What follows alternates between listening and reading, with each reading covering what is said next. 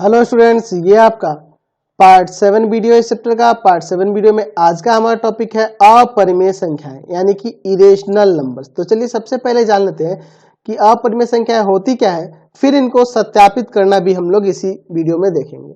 चलिए तो लिख सकते हैं कि वे संख्याएं जिनका दशमलव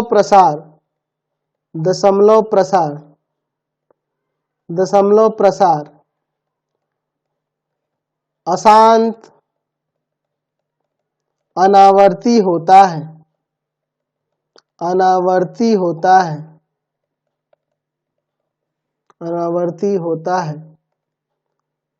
अपरिमेय संख्याएं कहलाती हैं। अपरिमेय संख्याएं कहलाती हैं। ठीक है, जैसे अगर मैं एग्जांपल की बात करूं तो √2 हुआ, √3 हुआ, √5 हुआ, √6 हुआ, √7 हुआ, √8 हुआ। ये सब परफेक्ट स्क्वायर नहीं है। ठीक है, अगर मैं बात करूं √4 की तो √4 देखो 2 का परफेक्ट स्क्वायर होता है, इसलिए इसका मान 2 हो जाएगा, तो ये परिमेय बन जाएगा। ठीक है, तो हमें वैसे संख्याओं को छोड़ देना होगा जो किसी संख्या का परफेक्ट स्क्वायर है। ठीक है, इसलिए मैंने एक को भी छोड़ दिया। तो √2, √3, √5, √6, √7, √8 ये सब क्या है आपकी, ये ऐसी संख्याएं हैं जिनका दशमलव प्रसार अशांत अनावर्ती होगा। ठीक है, इसलिए इन्हें क्या कहेंगे, अपरिमेय संख्या। जैसे अगर मैं बात करूं √2 के मान निकालने के लिए, तो इसका वर्गमूल निकालने के लिए हम लोग पढ़े 2 देकर पॉइंट देंगे, दशमलव देके यहाँ पे पेयर में 0 दे देंगे, दो का पेयर बना के। मान लीजिए हमने यहाँ 8 0 दे दिया। अब इसके बाद यहाँ ये 2 है, तो यहाँ वो अंक लिखेंगे, जो लिखेंगे उसी से गुना भी करेंगे। अगर आप यहाँ 2 लिखते हो तो 2 से गुना करना तो अधिक हो जाएगा, तो 1 से शुरू करेंगे। तो 1 यहाँ लिखेंगे, 1 यहाँ लिखेंगे और यहाँ 1 लिखेंगे। 1 एकम 1 हो जाएगा, यहाँ घटाएंगे, डबल 0 ले जाएंगे, यहाँ पॉइंट लगेगा और ये दोनों जुड़ जाएगा। अब यहाँ जो लिखेंगे उसी से गुना भी करना होगा, तो मैं यहाँ 4 लिखता हूँ, 4 से गुना भी करूंगा, तो ये आपका 96 आ जाएगा। यहाँ पर 4 आएगा घट के, यहाँ पे जोड़ेंगे, ठीक है, 28 हो जाएगा। अब यहाँ पे 2 0 ऊपर से उतरेगा और कितना बार में, एक बार में जाएगा। ठीक है, फिर यहाँ पर आपका 1 रखेंगे, 1 रखेंगे, चलिए 281। फिर यहाँ 9 बचा, यहाँ पे 9 में से 8 गया, 1 बचा, और यहाँ पर 3 में से 2 गया, 1 बचा। फिर डबल 0 आएगा, यहाँ जोड़ेंगे। ठीक है, फिर ये आपका 4 बार में जाएगा। ठीक है, चलिए तो इस तरह से ले जाएंगे ना, तो 1.412 ऐसे करके कुछ आएगा। तो देखो यहाँ 4 के बाद 1 आ गया, यहाँ 4 के बाद 2 आ रहा है। तो यहाँ जो दशमलव प्रसार आप देख रहे हैं ना, ये क्या है, ये कभी भी नहीं कटेगा, यानी कि अशांत है और अनावर्ती है, यानी कभी भी रिपीट भी नहीं होता है। इसलिए हम लोग कहते हैं कि अपरिमेय संख्याओं का दशमलव प्रसार अशांत अनावर्ती होता है। और हम लोग अपरिमेय संख्याओं को भी संख्या रेखा पर आसानी से व्यक्त कर सकते हैं, और हमने इसे व्यक्त करना भी आपको सिखाया था क्लास 9th में, सिखाया था ना, अपरिमेय संख्याओं को संख्या रेखा पर प्रदर्शित करना। इंस्ट्रूमेंट की मदद से हम लोग प्रोटेक्टर, कंपास वगैरह लेकर हम लोग बनाते थे ना। चलिए तो हम लोग आगे बढ़ते हैं, और यहाँ पर अब हम सीखेंगे कि अपरिमेय संख्याओं को कैसे सिद्ध किया जाता है। ठीक है, जैसे √2 एक अपरिमेय संख्या क्यों है, √3 कैसे है, √5 कैसे है, इन सबको हम लोग साबित करना यहाँ पे सीखेंगे। लेकिन उससे पहले मुझे एक प्रमेय साबित कराना होगा, फिर हम लोग आगे बढ़ेंगे। चलिए तो देखते हैं प्रमेय को। यह प्रमेय क्या है, कह रहा है यदि a एक धनात्मक पूर्णांक है और p एक अभाज्य संख्या है तो a स्क्वायर को विभाजित करती है। यदि a एक धनात्मक पूर्णांक है और p एक अभाज्य संख्या है जो a स्क्वायर को विभाजित करती है, तब p a को भी विभाजित करेगी। समझिए यहाँ बात को कि यदि p एक ऐसी अभाज्य संख्या है, अगर a स्क्वायर को विभाजित कर रही है तो वह p यानी कि वह अभाज्य संख्या p जो होगा a को भी विभाजित करेगी। ये हमें साबित करके दिखाना है। और यहाँ पे a क्या है आपका, एक धनात्मक पूर्णांक है। समझ गए इस प्रमेय का मतलब, यहाँ पर a एक धनात्मक पूर्णांक है, p एक अभाज्य संख्या है और जो a स्क्वायर को विभाजित कर रही है, तब वह a को भी विभाजित करेगी, हमें यहाँ साबित करके दिखाना है। चलिए मैं यहाँ पे लिखता हूं, यहाँ दिया हुआ आपके क्वेश्चन में कि a एक धनात्मक पूर्णांक है। अब यहाँ लिख देंगे चूंकि a एक धनात्मक पूर्णांक है और P एक अभाज्य संख्या है, अभाज्य संख्या है जो ए स्क्वायर को विभाजित करती है, ए स्क्वायर को विभाजित करती है। यहां लिख सकते हैं, इस स्टेटमेंट से क्या पता चलता है, अतः ए एक धनात्मक, ए एक धनात्मक पूर्णांक है जो एक से बड़ा है, एक से बड़ा है। अब आप कहोगे कि सर ऐसा क्यों, एक से बड़ा क्यों हो सकता है? देखिए, ए आपका एक धनात्मक पूर्णांक है और पी एक अभाज्य संख्या है, पी एक अभाज्य संख्या। तो अभाज्य संख्याएं क्या होती हैं, दो से शुरू होंगी, 2 होगा, 3 होगा, 5 होगा, 7 होगा, ये सब आपकी अभाज्य संख्याएं होंगी। तो इनमें से अगर किसी भी एक संख्या को ले लो और ए अगर कोई धनात्मक पूर्णांक की बात करें तो वह एक तो पॉसिबल नहीं है, क्योंकि एक का स्क्वायर एक ही होगा और एक के हम लोग 2 में 1 से तो भाग नहीं लगा सकते हैं। तो यह ए क्या होगा, एक ऐसा धनात्मक पूर्णांक होगा जो एक से बड़ा होगा, एक से बड़ा होगा। एक से बड़ा होगा तभी ना वो आपकी अभाज्य संख्या पी से विभाजित हो जा रहा है। तो अभाज्य संख्या वो पी 2, 3, 5, 7 कुछ भी हो सकती है और ए का मान कुछ भी हो सकता है, बस एक से बड़ा होगा। ठीक है, समझ गया ना, एक से बड़ा होगा। क्योंकि जो अभाज्य संख्या है वो तो खुद 2 से शुरू होती है, 2 होगा, 3 होगा, 5 होगा, 7 होगा। तो किसी संख्या का वर्ग जब किसी अभाज्य संख्या से विभाजित हो जा रहा है तो वह संख्या क्या होगी, एक से बड़ी होगी, क्योंकि अभाज्य संख्या खुद ही 2 से स्टार्ट होती है। ठीक है, इससे हमारा यही निष्कर्ष निकलता है। इसीलिए मैंने यहाँ पे लिख दिया कि अगर ए एक धनात्मक पूर्णांक और पी एक अभाज्य संख्या है जो ए स्क्वायर को विभाजित करती है, तो ए एक ऐसा धनात्मक पूर्णांक होगा जो एक से बड़ा होगा। चलिए अब आगे देखते हैं, लिखेंगे अंक गणित के आधारभूत प्रमेय से। मैंने आपको अंकगणित का आधारभूत प्रमेय बताया था कि ए को अभाज्य संख्याओं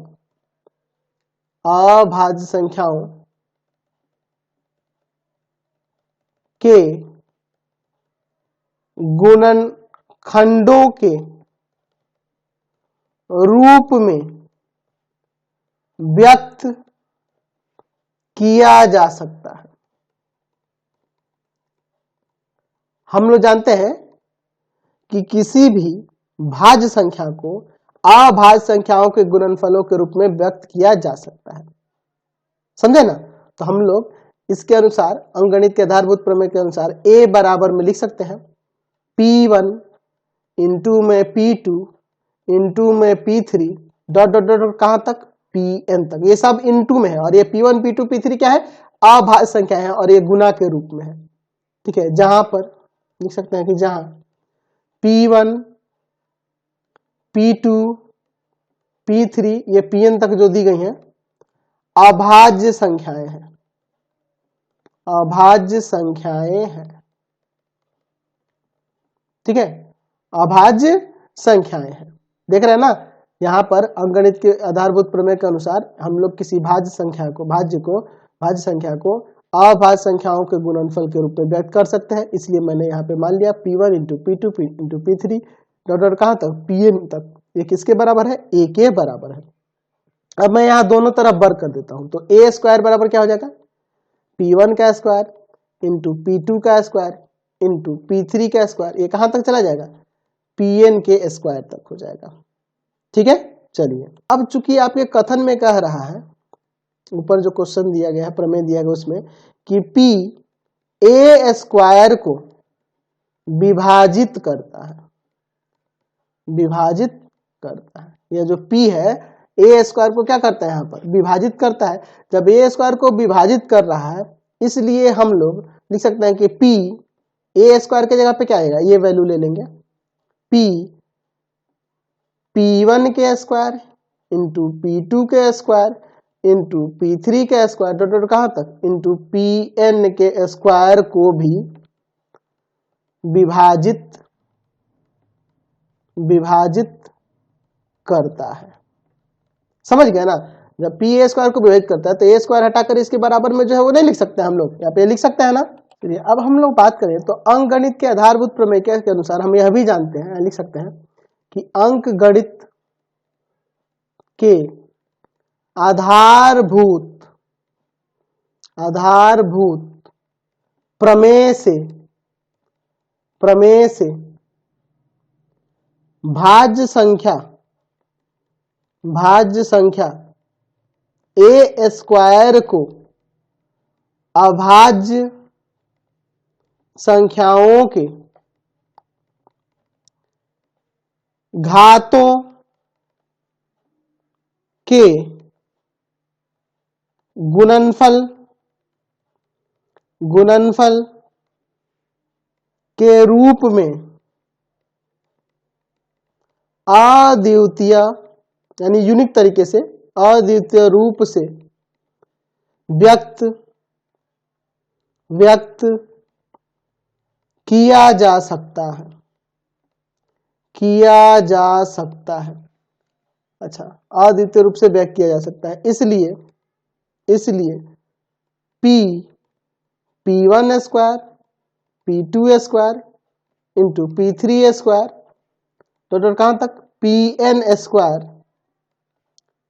को विभाजित करेगा। समझ ना, इसलिए इसको विभाजित कर रहा है यूनिक तरीके से, इसको हम लोग अद्वितीय रूप से व्यक्त कर सकते हैं। अच्छा, इसके बाद देखिए, इसका मतलब यह हुआ ना कि P जो होगा P1 P2 P3 कहां तक Pn में से कोई एक है। समझ रहे ना? तो देखिए यहां पे ऊपर हमने लिखा था कि विभाजित करता है और फिर हमने अंकगणित के आधारभूत प्रमेय से देखा कि भाज्य संख्या को ए स्क्वायर, जो भाज्य संख्या दी हुई है ए स्क्वायर, इसको हम लोग अभाज्य संख्याओं के घातों के गुणनफल के रूप में अद्वितीय रूप से व्यक्त कर सकते हैं। तो यहाँ पे हम कह सकते हैं इस अंकगणित के आधारभूत प्रमेय के अनुसार कि ये जो P होगा P1 P2 P3 इन Pn में से इनमें से ही कोई एक है। समझे ना बात को? और जब इसमें से कोई एक है तो हम ये भी कह सकते हैं कि P1 into P2 into P3 dot dot कहां तक Pn का एक गुणनखंड है। ठीक है, चलिए अब फिर हम यह भी लिख सकते हैं कि P, अब देखो यह A के बराबर होगा ना जी, ये P1 into P2 into P3 dot Pn तक ये किसके बराबर था? A के बराबर।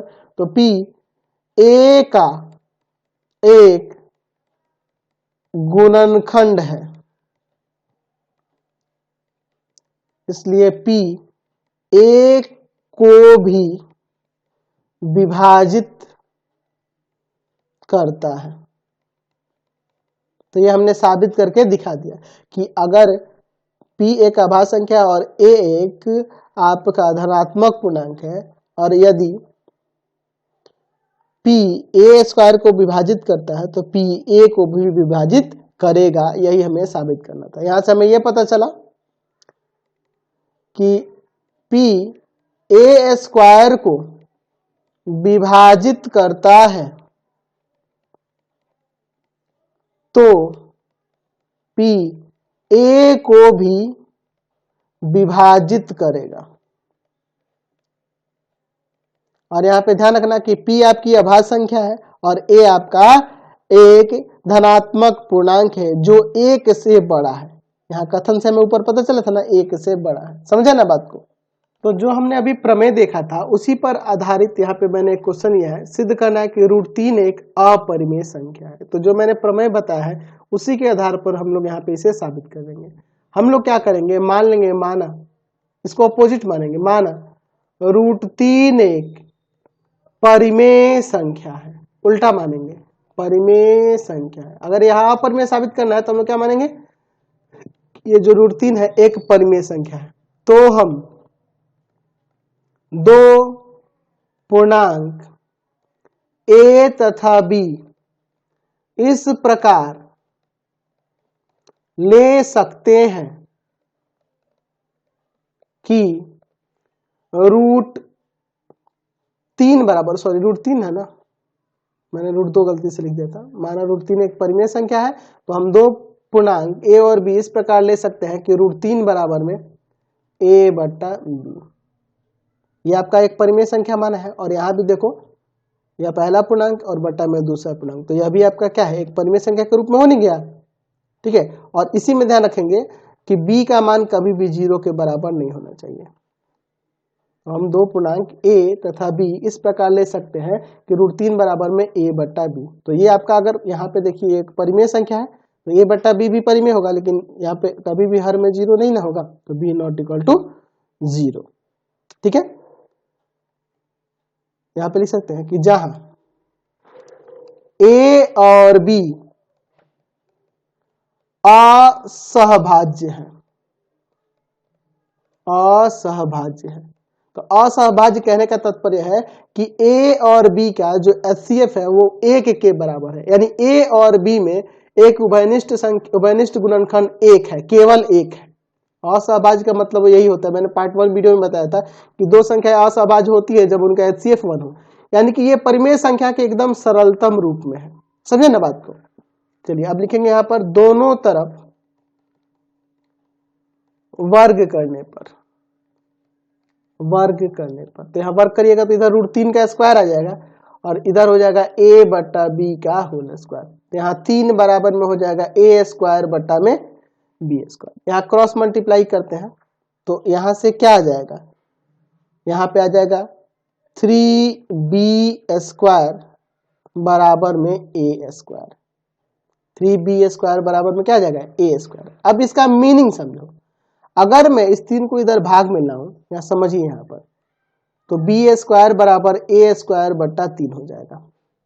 यहाँ पे a और b क्या है, पूर्णांक है, a और b क्या है, पूर्णांक है, ध्यान से समझना, a और b क्या है, पूर्णांक है। तो पूर्णांक का जब वर्ग करेंगे तो ये भी आपका एक पूर्णांक ही होगा, यह पूर्णांक होगा ना जी। अब समझिए a स्क्वायर भी आपका क्या होगा, एक पूर्णांक ही होगा। तो जब a स्क्वायर एक पूर्णांक है और इसमें जब 3 से भाग करने पर एक हमें पूर्णांक प्राप्त हो रहा है, b स्क्वायर क्या होगा, आपका एक पूर्णांक होगा। यानी कहने का तात्पर्य है कि a स्क्वायर में 3 से भाग लगाने पर हमें b स्क्वायर यानी कि एक पूर्णांक प्राप्त हो रहा है, यानी कि a स्क्वायर 3 से पूर्णतः विभाजित है, तभी ना हमें पूर्णांक प्राप्त हो रहा है। तो यहाँ लिख सकते हैं, यहाँ लिख सकते हैं कि अतः a स्क्वायर 3 से विभाजित है, विभाजित है। और अभी जो आपने प्रमेय देखा था उसके अनुसार यदि a स्क्वायर 3 से विभाजित है, ठीक है, तो हम लिख सकते हैं इसलिए a 3 से विभाजित होगा। जब उसका स्क्वायर विभाजित है, a स्क्वायर विभाजित है 3 से, तो a भी क्या होगा, 3 से विभाजित होगा। अभी हमने एक प्रमेय देखा था ना, उसी के आधार पर ये होगा। अब चलिए, अब इसके बाद क्या करेंगे, अब यहां पे फिर से मान लेंगे, माना a बराबर में 3c, जहां c एक पूर्णांक है, जहां c एक क्या है, पूर्णांक है। समझे ना बात को। चलिए अब इसके बाद देखिए, यहां पर रख देते हैं। अब इसलिए यहां पे क्या हो जाएगा, 3b स्क्वायर बराबर में a की जगह पर क्या आ जाएगा, 3c स्क्वायर करेंगे, 3b स्क्वायर बराबर में 9c स्क्वायर, ये 3 भाग में ले जाएंगे तो b स्क्वायर बराबर में आ जाएगा यहाँ पर 3c स्क्वायर। यहाँ पे ध्यान से देखिए, अगर मैं इस 3 को भाग में लाता हूं तो b स्क्वायर बट्टा 3 बराबर c स्क्वायर, c एक पूर्णांक है और इसका वर्ग भी एक पूर्णांक होगा। तो जब b स्क्वायर में 3 से भाग देने पर हमें एक पूर्णांक प्राप्त हो रहा है, यानी कहने का मतलब ये ना होगा कि b स्क्वायर 3 से विभाजित है। अतः b स्क्वायर 3 से विभाजित है, विभाजित है। जब b स्क्वायर 3 से विभाजित है, इसलिए b 3 से विभाजित होगा, ठीक है, 3 से विभाजित होगा। तो यहां देखिए a भी 3 से विभाजित है, b भी 3 से विभाजित है, यानी कि a और b में एक उभयनिष्ठ गुणनखंड हमें 3 प्राप्त हो रहा है ना। अतः a और b में कम से कम एक उभयनिष्ठ गुणनखंड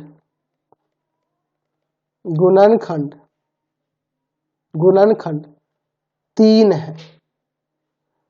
लेकिन हम लोग ऊपर क्या लिखे थे कि ए और बी सह अभाज्य है, सह अभाज्य यानी कि उनका HCF 1 है। क्या लिखेंगे, परंतु इससे इस कथन का विरोधाभास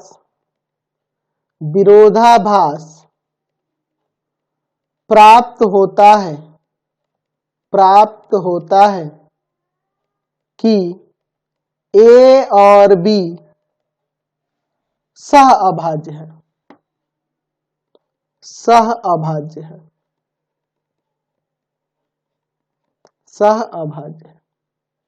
इसलिए हमारी कल्पना गलत है कि √3 एक परिमेय संख्या है। अतः √3 एक अपरिमेय संख्या है। हमने साबित करके दिखा दिया। समझ गए ना? तो हम लोग इस वीडियो को यहीं पे एंड करते हैं। आपको हमारे 3 चैनलों को सब्सक्राइब करना होगा। पहला है पाथ फाइंडर क्लासेस छपरा, दूसरा है आपका भारती भवन रविकांत सर,